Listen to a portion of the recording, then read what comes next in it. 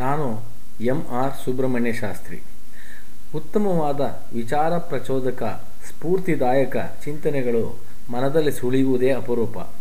ಅಂತಹ ಚಿಂತನೆ ಬಂದಾಗ ಅದನ್ನು ಬರಹ ಅಥವಾ ಧ್ವನಿಯ ಮೂಲಕ ಹಂಚಿಕೊಳ್ಳಬೇಕೆಂಬ ಬಯಕೆ ನನ್ನಲ್ಲಿ ಮೂಡಿದೆ. ಅದರ ಫಲವೇ ಈ ಧ್ವನಿವಾಹಿನಿ. ಇದನ್ನು ಶಾಂತಿಯಿಂದ ಆಲಿಸಿ ಆನಂದಿಸಿರಿ. ಸಜ್ಜನರು, ಮಹಾನುಭಾವರು ಇಂಥವರ ವಿಷಯನ ನಮಗೆ ತಿಳ್ಕೊಳ್ಳೋದಕ್ಕೆ ಅವಕಾಶ ಸಿಗೋದೇ ಒಂದು ಭಾಗ್ಯ. ಆದ್ದರಿಂದ ಮಂಕುತಿಮ್ಮನ ಕಗ್ಗದ ಬಗ್ಗೆ ಮಾತಾಡೋದಕ್ಕೆ ಮೊದಲು ಗುಂಡಪ್ಪನವ್ರ ಬಗ್ಗೆ ಸ್ವಲ್ಪ ತಿಳ್ಕೊಳ್ಳೋದು ಖಂಡಿತ ಅಗತ್ಯ ಅನಿಸುತ್ತೆ ನನಗೆ. ದೇವನಹಳ್ಳಿ ವೆಂಕಟರಮಣಯ್ಯನವರು ಕೋಲಾರ ಜಿಲ್ಲೆ ಮುಳುಬಾಗಿಲು ತಾಲೂಕಿನಲ್ಲಿ ವಾಸವಾಗಿದ್ದರು. ಅವರದ್ದು ಅಂಥ ಹಣವಂತ ಕುಟುಂಬವೇನೂ ಅಲ್ಲ. ಅವರ ಮಗನಾಗಿ DVಜಿಯವರು 1884ರಲ್ಲಿ ಜನಿಸಿದರು. ಲೋಯರ್ ಸೆಕೆಂಡ್ರಿವರೆಗಿನ ಅಭ್ಯಾಸ ಅವರಿಗೆ ಮುಳುಬಾಗಿಲಿನಲ್ಲೇ ಆಯಿತು.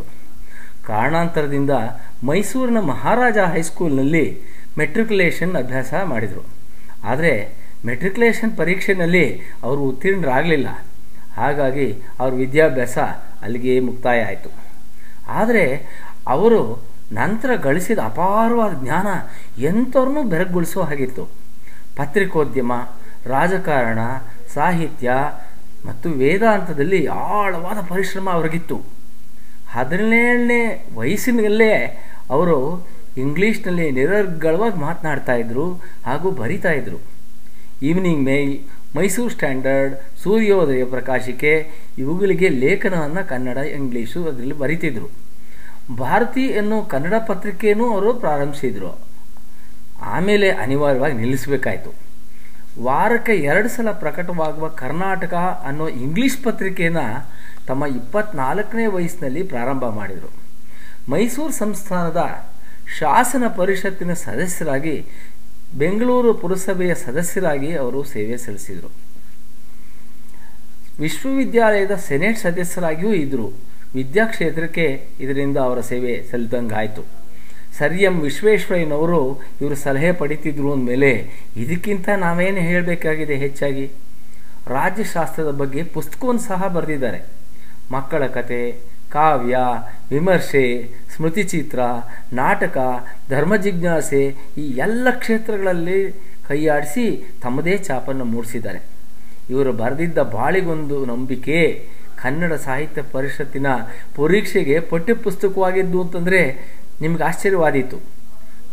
ಬಾಳಿಗೊಂದು ನಂಬಿಕೆ, ದೇವರು, ಜ್ಞಾಪಕ ಚಿತ್ರಶಾಲೆ ಇದರಲ್ಲಿ 8 ಭಾಗ ಇದೆ.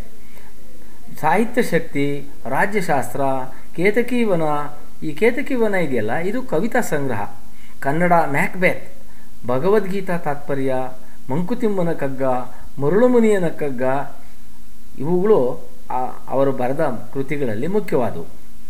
ಭಗವದ್ಗೀತಾ ತಾತ್ಪರ್ಯ ಅವರಿಗೆ ಕೇಂದ್ರ ಸಾಹಿತ್ಯ ಅಕಾಡೆಮಿ ಪ್ರಶಸ್ತಿನ ತಂದುಕೊಡ್ತು. ಅವರು ಕನ್ನಡ ಸಾಹಿತ್ಯ ಸಮ್ಮೇಳನದ ಅಧ್ಯಕ್ಷರೂ ಆಗಿದ್ದರು. ಅಷ್ಟೇ ಅಲ್ಲ, ಅವ್ರದ್ದು ಹೇಳ್ತಾ ಹೋದರೆ ಮುಗಿಯೋದಿಲ್ವೇನೋ, 4 ವರ್ಷ ಕಾಲ ಕನ್ನಡ ಸಾಹಿತ್ಯ ಪರಿಷತ್ತಿಗೆ ಉಪಾಧ್ಯಕ್ಷರು ಸಹ ಆಗಿ. ಇದು ಅಲ್ಲದೆ ಗೋಖಲೆ ಸಾರ್ವಜನಿಕ ವಿಚಾರ ಸಂಸ್ಥೆ ಅವರದ್ದೇ ಕೂಸು. ತಮಗೆ ಬಂದ ಗೌರವ ನಿಧಿ, ಬಹುಮಾನ ಎಲ್ಲವನ್ನೂ ಅದಕ್ಕೆ ಧಾರೆ ಎರೆದರು. ಅವರ ಜೀವನದಲ್ಲಿ ನಡೆದ ಒಂದು ಪ್ರಸಂಗನ ಇಲ್ಲಿ ಖಂಡಿತವಾಗಿಯೂ ಉಲ್ಲೇಖ ಮಾಡಬೇಕಾಗತ್ತೆ.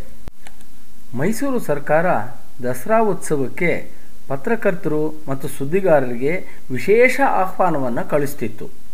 ಒಮ್ಮೆ DVಜಿಯವರು ಆಹ್ವಾನಿತರಾಗಿ ಮೈಸೂರು ದಸರಾ ಉತ್ಸವಕ್ಕೆ ಹೋದರು. ಉತ್ಸವ ಮುಗಿದ ನಂತರ ಅವರು ಬೆಂಗಳೂರಿಗೆ ಹಿಂತಿರುಗಿದರು. ಅವರಿಗೆ ದಿವಾನರ ಆಫೀಸಿಂದ ಸುಮಾರು 250 ರೂಪಾಯಿ ಕಳಿಸಲಾಗಿತ್ತು. ಅದನ್ನು ಕಂಡು DVಜಿಯವ್ರಿಗೆ ಬಹಳ ಆಶ್ಚರ್ಯವಾಯಿತು. ನನಗೆ ಯಾಕೆ ಹಣ ಬಂತು ಅಂತ.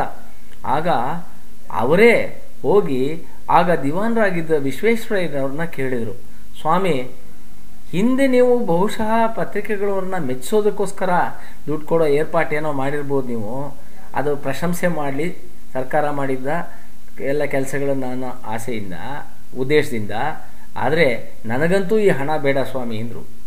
ಆಗ ಆಶ್ಚರ್ಯವಾಯಿತು. ವಿಶ್ವೇಶ್ವರಯ್ಯನು ಹೇಳಿದರು, ನೀವು ದಸರಾ ಉತ್ಸವ ಎಲ್ಲ ನೋಡಿ ಅದನ್ನು ಬರೆಯೋಕೆ ಮೈಸೂರಿಗೆ ಹೋಗಿ ಬರ್ತೀರಲ್ವಾ ಅಂದರು. ಹೌದು, ಅಂದರು ಡಿ ವಿ ಜಿ. ಅದಕ್ಕೆ ನಿಮ್ಗೆ ಹಣ ಖರ್ಚಾಗುತ್ತೆ, ಇದು ಸರ್ಕಾರದ ಉತ್ಸವ, ಅದಕ್ಕೋಸ್ಕರನೇ ಆ ಖರ್ಚು ಸರ್ಕಾರ ಕೊಡುತ್ತೆ, ಇದರಲ್ಲೇನಿದೆ ತಪ್ಪು ಆದ್ದರಿಂದ ತೆಗೆದುಕೋಬೋದಲ್ಲ ಅಂದರು. ಅದಕ್ಕೆ ಡಿ ವಿ ಜಿ, ಸ್ವಾಮಿ ಇದು ಸರಿ ಅಂತ ನನಗಂತೂ ಅನಿಸೋಲ್ಲ. ಒಂದು ಕೆಲಸಕ್ಕೆ ಅಂತ ಪತ್ರಿಕೆ ಕೆಲಸ ಮಾಡೋಕ್ಕೆ ಹೋಗುವ ಪತ್ರಕರ್ತ ಬೇರೆ ಊರು ಹೋದರೆ ಆ ಖರ್ಚನ್ನು ಪತ್ರಿಕಾ ಕಚೇರಿ ಕೊಡುತ್ತೆ, ಅಲ್ಲೇ ಹೋದರೆ ಅವನೇ ಹಾಕ್ಕೋಬೇಕಾಗತ್ತೆ, ಸರ್ಕಾರ ಇದಕ್ಕೆ ಕೊಡಬೇಕಾದ್ದು ಏನೂ ಇಲ್ಲ ಅಂತ ನನ್ನ ಭಾವನೆ. ಆಗ ಅವ್ರು ಹೇಳಿದರು, ಅಲ್ಲ ನಿಮಗೆ ನಾವು ಕೊಟ್ಟರು ಸ್ವಲ್ಪ ಹಣ ಅಷ್ಟೇ, ಇಂಗ್ಲೀಷ್ ಪತ್ರಿಕೆದವ್ರಿಗೆ ಸರ್ಕಾರ 1000 ಗಟ್ಟಲೆ ಹಣ ಕೊಡುತ್ತೆ, ಅವರೆಲ್ಲ ಏನು ತೊಂದರೆ ತಗೊಂಡಿಲ್ಲ, ತಗೊಂಡಿದ್ದಾರಲ್ಲ.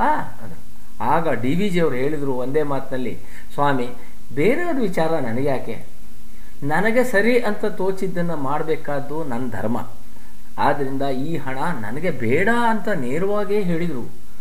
ಇದನ್ನು ಕಂಡು ವಿಶ್ವೇಶ್ವರಯ್ಯನವ್ರಿಗೆ ಆಶ್ಚರ್ಯವಾಗಿರಬಹುದು. ಆಗ ಹೇಳಿದ್ರು, ನೋಡಪ್ಪ ಬೇರೆಯವ್ರ ರೀತಿ ಅಲ್ಲ ಇವರು, ಅದರಿಂದ ವಾಪಸ್ ತಗೊಳ್ಳಿ ಆ ಹಣನ ಅಂತ ಹೇಳಿದ್ರಂತೆ. ಹೀಗೆ ಅವರದ್ದು ನೇರವಾದ ನಡೆ ನುಡಿ, ಅವರದ್ದು ಎಲ್ಲರಿಗೂ ಸಹ ಯಾರನ್ನೂ ಭೇದ ಮಾಡದೇ ಇರ್ತಕ್ಕಂಥ ಗುಣ, ಇದನ್ನು ಎಂಥವ್ರು ಮೆಚ್ಚಬೇಕಾದ್ದೆ. ಹಣ ಅಂದರೆ ಹೆಣನೂ ಬಾಯ್ಬಿಡುತ್ತೆ ಅಂತಾರೆ, ಹಣಕ್ಕಾಗಿ ಮಾಡಬಾರ್ದು ಕೆಲಸವೆಲ್ಲ ಈಗ ಮಾಡ್ತಾರೆ.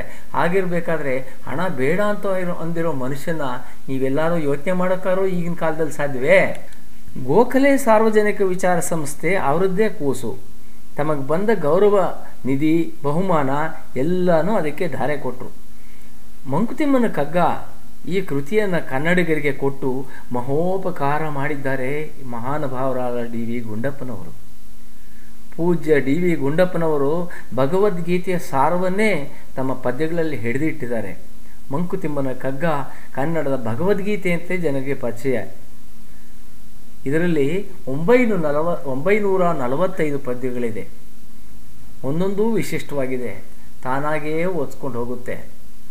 1975 ಅಕ್ಟೋಬರ್ 7ನೇ ತಾರೀಕು ಅವರು ಇಹಲೋಕದಿಂದ ದೂರ ಆದರೂ ಅವರ ಕೃತಿಗಳು, ಕಾರ್ಯಗಳು, ಆದರ್ಶಗಳು ಎಂದೆಂದಿಗೂ ಅಮರವಾಗಿರುತ್ತೆ.